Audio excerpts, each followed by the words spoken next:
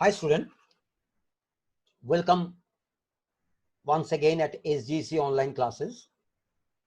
In my previous video, in the organization structure, we have discussed the sole proprietorship form of organization. As I mentioned in the first video, that there are 4 forms of organization as per the structure. It has been defined. Sole proprietorship already discussed in part 1. And in part 2 today, we are going to discuss the partnership form of organizations. Okay? Okay. Then let's see what is the meaning, what is the definition of partnership. Partnership is an association of persons who agree to combine their financial resources and managerial abilities to run a business and share profits in an agreed ratio. We are commerce students. We know their partnership business as well. Partnership is an association of persons, 2 or more persons. They come together with their own financial resources. They invest in the business and earn profits and losses as per the agreed share. This is how partnership runs. Now, question is, what are the features of partnership? First one is existence of an agreement. Whenever we talk about the partnership, that means 2 or more persons are coming together to run a business. So definitely, there should be an agreement. And in law, and since we are the commerce student, we should always prefer any agreement which is written agreement. Verbal agreement does not have any legal support. The existence of an agreement means whenever 2 or more persons come together with a view to run a business, they should have a proper agreement in place. What should be written in that agreement? That we'll discuss later on. But now you can understand, in the agreement means a written documentations where everything should be written.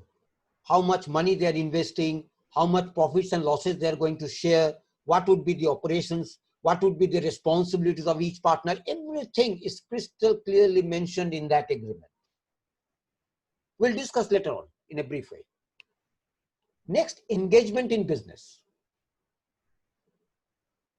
A partnership can be formed only on the basis of a business activity. Any form of business are there, trade, industry, profession.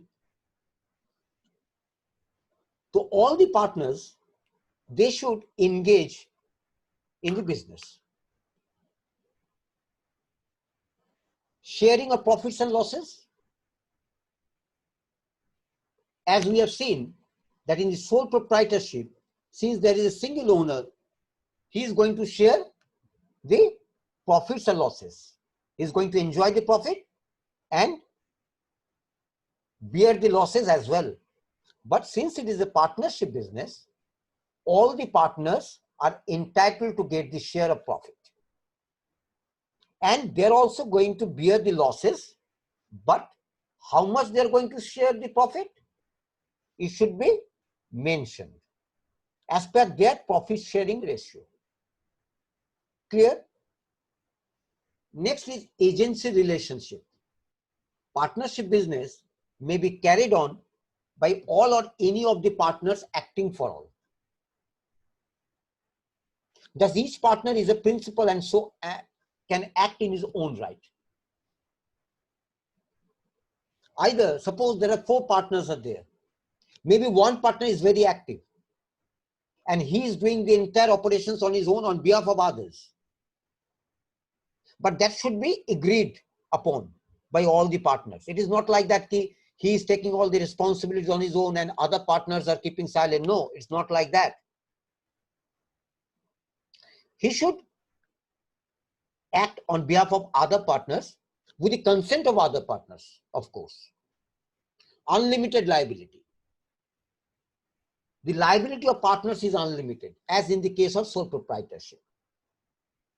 In case of some obligation arises, then not only the partnership assets, but also the private property of the partners can be taken for the payment of liabilities.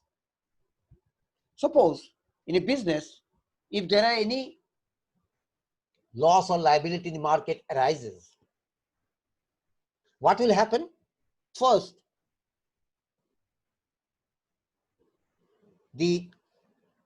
every partner is liable to bear the share of the liability on its own out of the partnership assets.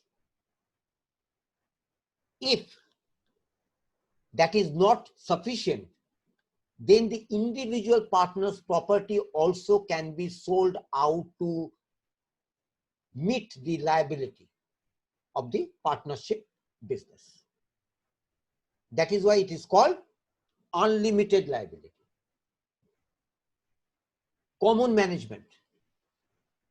Every partner has a right to take part in running the business. As I told you, if one partner is active and taking the responsibility of running the business, he should have the consent of other partners. But generally, it doesn't happen like that. Generally, every partners take part in the running the business, and it's a common management. Everyone has to take the decision in consultation with others or jointly.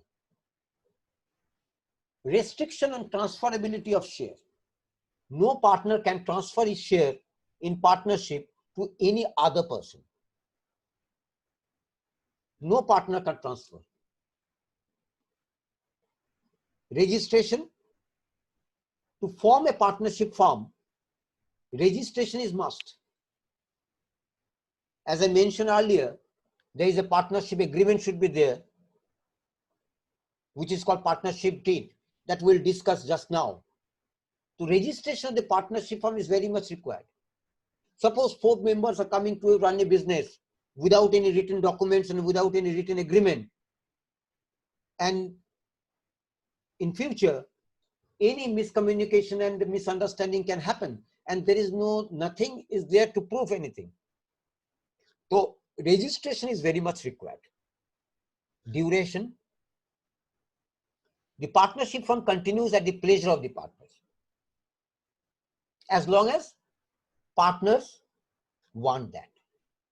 Suppose some partners, they don't want to continue the firm. And if it is coming below 2 numbers, then partnership firm will not run, will go into be the end, because minimum 2 persons are required for a partnership. Suppose there are 4 partners. 2 partners suddenly they told me, we are not interested. The rest of the 2 partners can run the business if they want to. But suppose if 3 partners are leaving the firm, then the firm will go to an end. Partnership means minimum 2 partners should be there. Clear? Now, as we are discussing the formation and registration, everything should be written. And that written document is called partnership deed. And that partnership deed should be registered. Otherwise, there is no legal entity of that firm. To gain the legal entity of the firm, the partnership should be registered. Now, what are the points are to be covered in partnership deed? Number 1 is nature of the business. What type of business this firm is going to carry on. Name of the firm and place where its business will be carried out. Okay? Amount of capital to be contributed by each partner, as I mentioned. All the partners has to contribute their capital. How much they are contributing, that has to be mentioned clearly in the partnership deed. Duties, power and obligation of all the partners. There are 4 partners, but all the partners cannot do all the works at one time.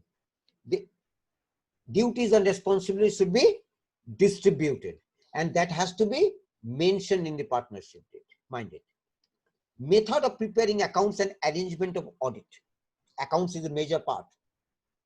You're a commerce student, you know the importance of accounts, the financial matters. But it's not only the maintenance of accounts, but it has to be audited. It has to be audited by a chartered firm. Whether loans will be accepted from a partner over and above the capital also, if so, at what interest rate. Suppose suddenly the firm requires some additional capital. Then the firm can borrow money from any of the partners. If it is like that, then how much is going to be the rate of interest to be paid to that particular partner? That also to be mentioned very, very clearly in the partnership deed. The amount to be allowed as private drawings by each partner. To run a business, you know, it happens that certain partners need some money for his personal use. So he can withdraw money.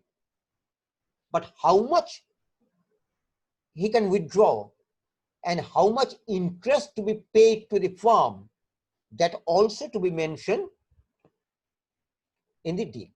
The same way, whenever you take a loan from a partner, the rate of interest to be mentioned, and whenever you withdraw some money, any partner withdraw some money from the firm for personal use, that also be, the rate of interest also has to be mentioned clearly in the partnership. The amount to be allowed as private drawings by each partner is to be mentioned. The ratio in which profits are to be shared. It's not only profits. The losses also to be shared as per the agreement. It's not like that all the 4 partners are sharing profits and losses equally. It may not happen. So that is why every partner's profit sharing ratio to be mentioned very clearly in the partnership deed. Whether a partner can be expelled, and if so, the procedure for the same. Suppose out of 4 partners or out of 3 partners, 1 partner is to be removed, to be expelled. The procedure to expel that partner has to be mentioned very clearly. Method for settlement of dues. You know, whenever you run a business with 4 people, more than 2 people, definitely disputes may arise. So there should be a proper system, proper procedures, how to settle the disputes amongst the partners. That also has to be mentioned clearly in the partnership. Circumstances under which the partnership will stand dissolved. What partnership will be dissolved? As I mentioned, if there is 4 partners, 2 partners are not willing to continue the business, they can leave. The rest 2 can continue the business operation. But that has to be mentioned very clearly in the partnership deed. Partnership deed is a Bible. Mind it very. Partnership deed is like a Bible. Everything should be mentioned very clearly. And the partnership firm will run as per the partnership deed. Clear? The registration of a firm, same thing as we mentioned right now. Consequence of non-registration, as I'm repeatedly telling, the partnership deed has to be registered. Without registration, the firm will not have any legal entity. Still, if any partnership firm is running without registration, what would be the consequences? First, a partnership partner of an unregistered firm cannot file a suit against the firm. Suppose if anything happens wrong, the partner cannot go to any legal court to file a suit against the firm or against any other partner, because they don't have a legal entity. There is no registered. An unregistered firm cannot file suit against any third party for the recovery of the claims. That is another problem. If the firm owns any money from the third party during the course of business and that party refuses to pay, then the firm cannot file a suit in the court because the firm itself is not registered. They don't have any legal entity. In the law, that is not at all a firm. Such a firm also cannot file a suit against any partner. They cannot file a suit against any partners as well. So that means, since they don't have non-registration of a partnership firm, doesn't enjoy any legal entity, they cannot go to the court to file a suit for any legal disputes. Simple. What are the types of partnership? Partnership at will. In the partnership business, there are so many types of partnership as well. Let's see how many types of partnership. Partnership at will. At will means on his own. Such partnership exists on the will of the partners. That is, it can be brought to an end whenever any partner gives notice of his intention to do so. Simple. They're running the partnership firm. One fine day, if they want to dissolve the firm, they can dissolve. Particular partnership. A particular partnership is formed for undertaking a particular venture. Suppose in the winter season, 3 or 4 persons join together to sell woolen clothes. So that venture is for that particular period. After winter season, definitely they are not going to do business in woolen clothes. So that means this type of venture is for a particular period. That is called particular partnership. Partnership for a fixed duration. Suppose you have formed a partnership for a specific purpose, specific venture for 2 years or 5 years. Suppose 2 or more persons join together to construct a housing, and it will take 2 years. So they have formed the partnership for that particular venture, and that is also for 2 years. Clear? Now, when we are talking about the types of partnership, definitely there are types of partners as well. How many types of partners are there?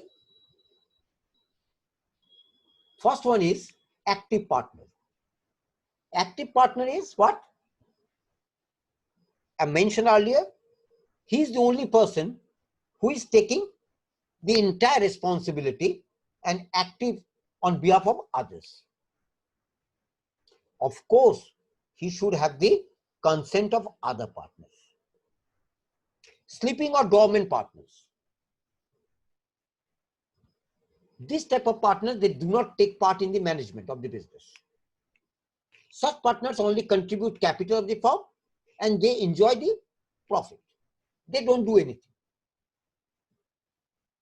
Others. The Active and sleeping partners are, as a matter of fact, the full-fledged partner. That is, they share in profits and losses. However, there are other types of partners who may be associated with partnership directly or indirectly. They are not full-fledged partners. Such partners may include the following. Okay? So there, suppose active partners or sleeping partners are there. They contribute to the capital. They enjoy the profits and losses. But there are some other partners who are not actively involved, who are not directly involved, but indirectly they are involved. That is called nominal partners. Nominal partners are those who do not have interest in the business, but lend their name into the firm. They don't want to join the firm. They only give their name. They don't even give the capital contribution. And they don't take part in the management. They only give the name.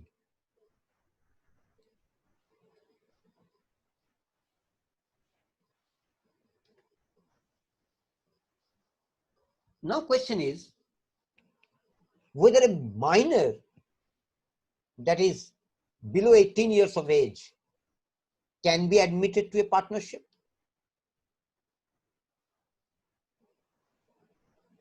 Since a minor is not capable of entering into a valid agreement, he cannot become a partner of the firm. Below 18, unless he or she attains the age of major, that is above 18, he cannot be a legal partner. Clear?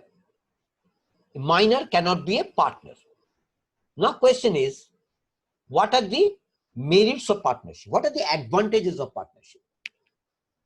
Ease in formation. Very easy to form. Suppose you have 4 friends. You want to join together to do some business. Maybe a temporary one. No problem. And formation of this business is very easy. They don't have any major legal hassles. Pooling of financial resources. In the sole proprietorship business, we have seen that there is a problem of finance because only one person, he is the owner. But here, since we have 2 or more persons and everyone is contributing towards capital of the business,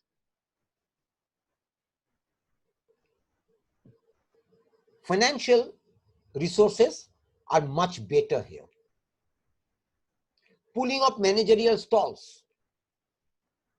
Since 2 or more persons are there, definitely their managerial skills. 4 people, they should have the different skills and they all can contribute to the business for the betterment. Balanced business decision. One person cannot take a decision. It's obvious. He cannot take a decision always, and decision may not be right. But when 2 or 3 persons join together to take a decision, a joint decision rather, definitely the decision would be better.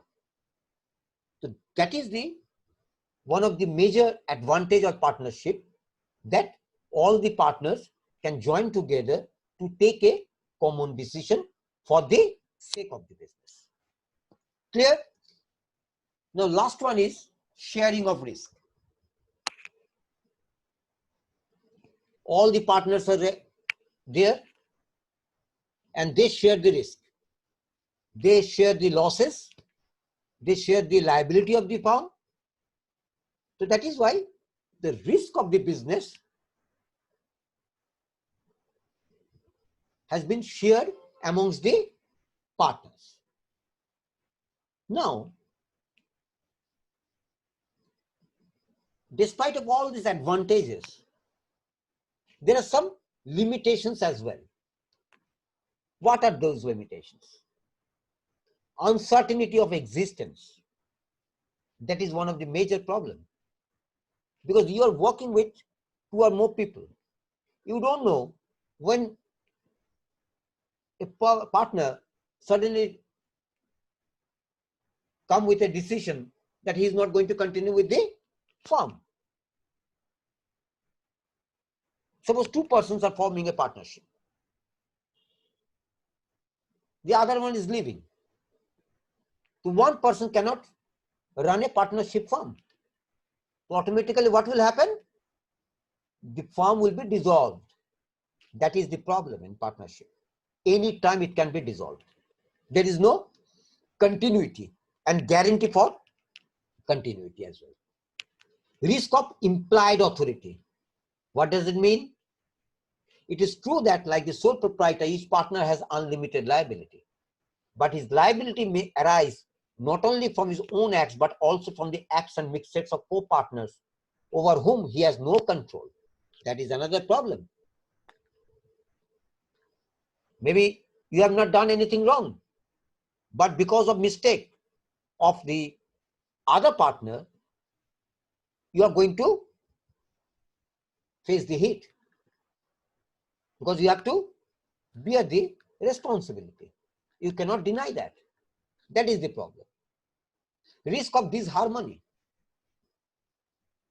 When four people are coming together to run a business, it's very obvious that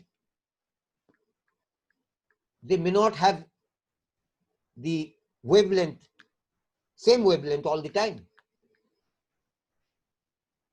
Maybe in some decision, someone is having some rigid attitudes. Other may not like it. He may leave the partnership firm. So there is always a risk of disharmony. You don't know when it will happen. Difficulty in withdrawal from the firm. Investment in a partnership can be easily made, but cannot be easily withdrawn. That is the problem. Whenever you enter in the admission of a new partner, he has to contribute to the capital of the firm. But when he leaves, the withdrawal of his capital, along with the profit sharing ratios, the profit, percentage of profit, the earnings, very difficult to withdraw. Lack of institutional confidence. Since this type of organization firms are running with two or more persons, the confidence of banks, other financial institutions, they don't have that much of confidence on this type of business because of their existence problem, disharmony problem. You know, anytime it can be dissolved. That is why banks and financial institutions, they don't give loan to this type of firm very easily. Difficulties of expansion. Difficulties of expansion means